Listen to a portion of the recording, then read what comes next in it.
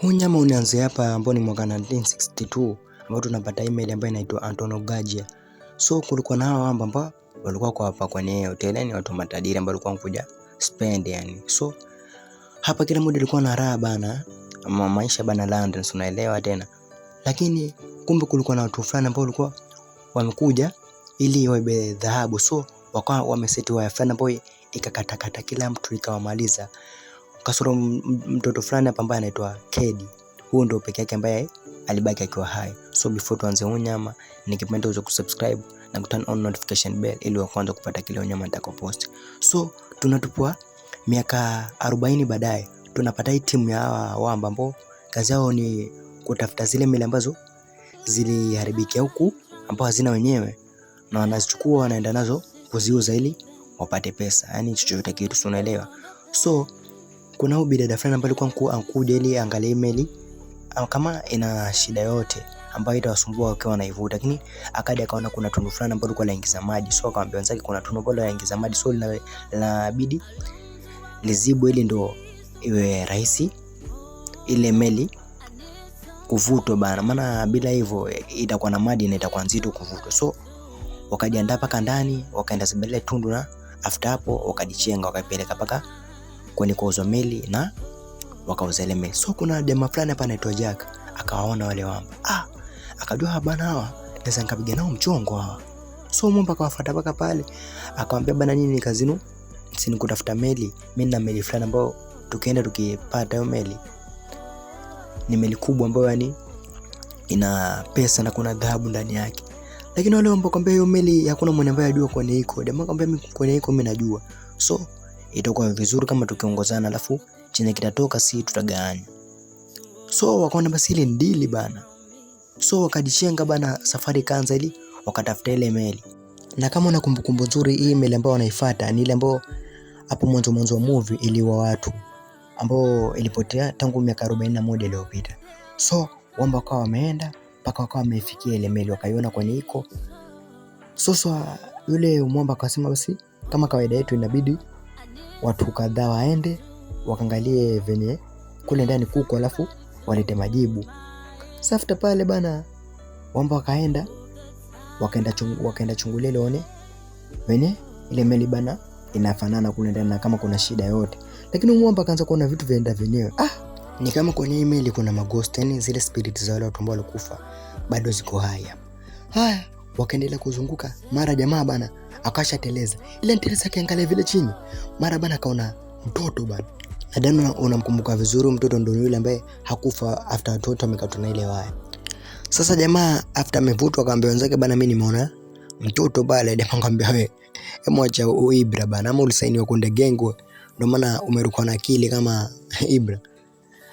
Sasa after pale wakaendelea kufanya uchunguzi pale, mara wakafika hapa wakapatana na saa fulani, na hiyo saa imekaa zaidi ya miaka 41 lakini bado iko sawa yani. Paka wenyewe wakashangaa hii sana yo vipi. Haya, baada ya muda wakarudi kwenye ile merikebu yao, wakawa wanapanga ni kesho wataenda kufanya usafi kwenye ile meli na wasafishe, watoe kila kitu ambacho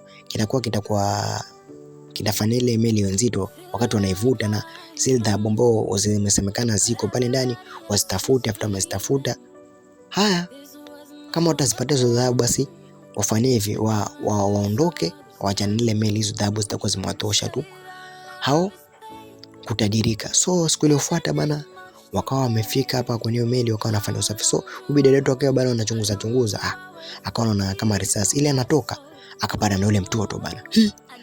Akadondoka akaanguka chini, mara kichwa chake kikapasuka, damu ikawa inatona hapa. After imetona ile damu afu ikapotea. Hapa Jack ndo kama amefika, bidada akamwambia basi mimi ni mwana mtoto. Akaambia wewe acha ukonde gang bana, kwani wewe ni Ibra umeanza kushikwa na wazimu, umetoka milembe, hemtulia. Sasa pale ambapo alikuwa ameanguka, ile damu yake bana ikawa bana sijui nieleze yani inafura yani panakuwa kama swimming pool ya damu. So hapa tunapatana na huyu nahodha wao ambaye ni mkubwa wao. Sasa ile bana akawa ameona wine bana kwenye ile meza, mara anataka kunywa, akaona mtu kwenye kiona ya kunywa. Hii vipi? Jamaa akajichenga akasema hapana, yani kila mmoja anaona mzozo kivyake. Huko tunapotana na jamaa ambaye anaitwa Mark, yani akawa anatembea hapa. Mara hapa tunapata yule bidada ambaye alikuwa mwanamuziki kwenye ile meli pale mwanzo wa sinema, pia naye yuko kwenye hii meli bana, spirit yake bado iko hai. Bana wakabana wanaendelea kufanya usafi hapa na pale. So Mark akiwa na huyo bidada wetu hapa kwa bado na search hapa, ndo wakapata na zile dhahabu. Sasa tutampata na zile dhahabu, wakaitana wote ili wadi wakazikagua kujua kabisa hizi dhahabu na ni original. So wakao wamepanga wafanyaje, waachana na meli na hizi dhahabu zinawatosha. Kila mmoja alikuwa na raha, anasema tumetajirika bana, yani hapa ndo tumeupanchi. Ile ambayo inaitwa kupanchi ndo hii. Sasa Mark anasema mimi hivi nilikuwa nataka nioe, basi harusi lazima iwe ya kishua. Sasa alipokuwa bana anaendelea kufanya usafi hapa kwa hizi gesi, pakaanza kujiturn on penyewe na hajatani yeye. So akamwambia yule mwamba kule abofie ile batoni ya red. After mwamba abofie bana, kukalipuka bana, yule kijana bana akadedi. Ikaonyama sana, na ile meli yao ambayo ilikuwa pale kando ikalipuka. So zile ndoto zao za kuwa matajiri zote zikapotea, maana hawezi toka. Tunapata nao Mark hapa akiwa anaangalia picha mpenzi wake ambaye alikuwa anafaa waone wiki mbili zitakazofuata, na mpaka sasa hajapata matumaini ya kutoka kwenye hii meli. Hapa kila mmoja akiwa anafikiria kesi yake, yani kila mmoja anaumiza kichwa na hawezi kuomba msaada, maana simu huku haziingii, yani mawasiliano hayashiki. Hapa ndo kila mmoja akaamini ule msemo wa tamaa mbele mauti nyuma. So bidada alipokuwa bado anaendelea kufanya uchunguzi, akapata na ule mchongo. Mchongo huu mwili wa huo mtoto. Mtoto mwenyewe akatokea huko nyuma. Usiniogope. So mtoto ndo akamwambia hiyo cheni yangu. Ndo mtoto akamwambia yule bidada ampatie ile cheni pale. After amejaribu kumpatia ile cheni, ikawa bana inapita kwa ile mkono. Ndo bidada ka notice kwa huu si binadamu, ni spirit ya huo mtoto. Ndo mtoto pale akamwelezea kile kitu ambacho kilitokea ule wakati. So pale alipokuwa bado anaendelea kumwelezea, mara kule juu kwanza kutoka damu bana kwenye ile meli. Tafadhali ondoka hapa, sasa eleze kila kitu, kuna spirit zinasikiza. Mara ule mtoto bana akatoweka. Huku tunapata na Mark akiwa anakunywa bia pale, mara akashangaa kuona kwenye ile meli kila kitu bana kimerudi kama vile kilikuwa zamani, na wale watoto ambao wamekufa wakawa wako hai wanampigia makofi Mark. Mara ule demo ambaye alikuwa ni mwanamuziki kwenye ile meli akamfuata Mark ili amchombeze. Mark bana akawa na raha huko bana, anamfuata yule bidada ili akapewe penzi bana. Kufika hapa kumbe ni mtego. Mark bana akamadwa bana, ikaonyoma sana. Huku tunapatana na huyu nahoda wa ile meli ambaye ni kiongozi wa haki na Mark, akiwa mpatana na yule nahoda wa ile meli ya kitambo ambaye alikufa ile spirit yake. Ndio yule mwamba akamwelezea katika ile meli kulikuwa kuna watu tofauti, na ile meli ilikuwa ni mara ya kwanza kabisa kuwekwa baharini, yani kuanza kutembea. So watu walikuwa wamekuja wajionee, maana ilikuwa ni meli moja kubwa sana kutokea. So kulikuwa kuna watu ambao wanataka dhahabu zao zisafirishwe kwenye ile meli. So kuna majambazi ambao walikuwa wanakuja ili wabebe zile dhahabu, na alikuwa anaongozwa na huyu jamaa. Mara jamaa kuona ile picha ikawa ni picha ya Mark, na Mark ndo ameelezea kuwa kuna meli ambayo ilipoteana anajua kwenye iko. So jamaa hapa ndo akanotice kuwa Mark ni mzimu, maana pale kwenye ile picha alikuwa kama ana miaka 25 na mpaka sasa ni miaka 40 imepita, lakini bado yeye bana ana sura ile. Ile jamaa anatoka ili akaeleze wenzake, mara akapata na yule jamaa ambaye alipuliwa na ule moto amefufuka kwa mzimu. Sasa jamaa akawa anashambulia naye, anataka mmalize bana. Jamaa ikabidi atetee uhai wake pale. So wakawa nasukumana pale, mara jamaa akadungwa kisu cha mguu bana, akapiga makelele, lakini akawa na bado anamshambulia bana. Mara ndo Mark akaja akampiga yule jamaa kichwa, maana alikuwa anajua kabisa huyu mwamba amejua ukweli. So Mark akasema cha kufanya, huyu jamaa inabidi tummalize, maana amejua ukweli kwa mimi niko mzimu, mimi ni demon. So nikimwacha hai ataniharibia misheni yangu ya kutaka kuchukua hizo dhahabu. Kumbe Mark alikuwa na watu wake ambao pia ni kama mademons pale. Sasa baada ya muda wakawa washamaliza kurekebisha ile meli na ilikuwa iko ready kutembea. Sasa bidada akawa ameenda kumtafuta yule mbalua ili ampatie habari. Lakini kufika akapata na yule mtoto, angamwambia mwenye mbona unamtafuta amemalizwa. Yule mtu ambaye mlikuja naye amewasaliti. Sasa yule bidada akashikwa na yule mtoto na akaonyeshwa kila kitu ambacho kilitokea. Ndio akaelezwa Mark na pamoja na yule mwanamuziki ambaye alikuwa anatumbuiza watu kwenye email, hao kumbe alikuwa amekuja kwa nia tu ya kuiba zile dhahabu. So waliekea watu sumu na wengine wakakatwa na ile waya wakafariki.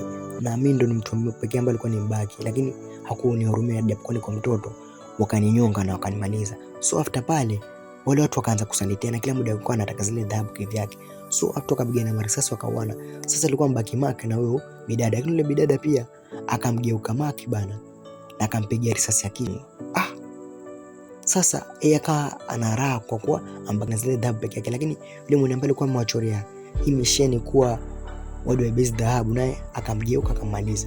Lakini ile meli ilikuwa imepata mushkili, yani ilikuwa kuna matundu fulani ambayo ilikuwa yametumbuka na maji ilikuwa imeanza kuingia. So yule naye akafariki huko ndani, hakuna mwenye ambaye alifanikiwa kutoka na zile dhahabu. So after pale huku basi ndio mwamba bana ameanza kugeuka kila mtu, mpaka wale watu wake lengo lake ni atoke na zile dhahabu akawa yeye peke yake. Hasa ndio bidada alipokuwa amfika akapanda na yule mkubwa wao akabana amefungiwa kwenye klasi fulani. Jamaa akajaribu kuipiga lakini klasi ndio kaa haivunjiki bana. So kufika huko akabana na mwamba akamwambia bana yule jamaa anataka kutugeuka kila mtu ili atoke na zile dhahabu nazo akiwa yeye peke yake. Jamaa hakuamini. Kufika huku ndio akamwambia yani wewe kumbe unataka kutugeuka. Mama msikizi yule bidada, mwachana na hizo bana. Please eka rusasi kando. Lakini jamaa akamchatua bana akamweka chini akiwa anaamini amemuua, lakini mimi natodua huyu jamaa ni demon, so kufa itakuwa ngumu, labda apigwe risasi ya kichwa.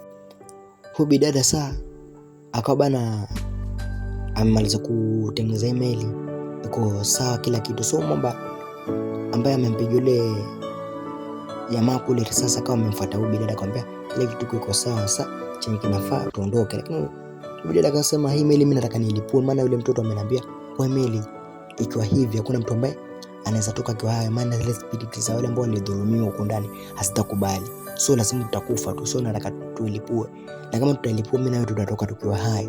Ndio mwamba akasema sasa hiyo haiwezekani. So alipokuwa na bishana mara yule Mark ndo kashafika, akawa anawakonvince kwa bana tafadhali usilipue hiyo email, mimi kama utafanya hivyo hizi mali tutagana tukiwa pamoja. Ile bado anamconvince, akaona kabisa huyu bidada haiza kanisikiza bana. So kama tunavyojua Mark ana nguvu za kichawi, akaruhusu kichuma fulani bana lile limgonge kwa bidada bana, akadondoka kwenye maji. Lakini kwenye alidondoka akadondokea risasi pale. So akaamka akafyatua pale kwenye zile gesi na jemeli lote likalipuka bana. After jemeli limelipuka, zile spirit zote za wale watu ambao walikuwa wamekufa zikawa huru na zikawa zina furaha. Lakini bidada akaa haizi kuogelea. Sasa ile spirit yule mtoto ikamwona yule bidada, alafu ikampatia jiflota fulani kama jisanduku hivi. So bidada akatoka paka juu na akatumia jisanduku paka kufikia meli fulani ya ukombozi paka akaokolewa. Lakini baada ya kuwa ameokolewa, bidada hakuamini, maana alishtuka kumuona kijana Mark akiwa yuko hai na zile dhahabu akawa anasafiri. Lakini hapa ndo unakuwa mwisho wa unyama. So tukutane kwenye video itakayofuata. Bye, mimi naitwa Pony.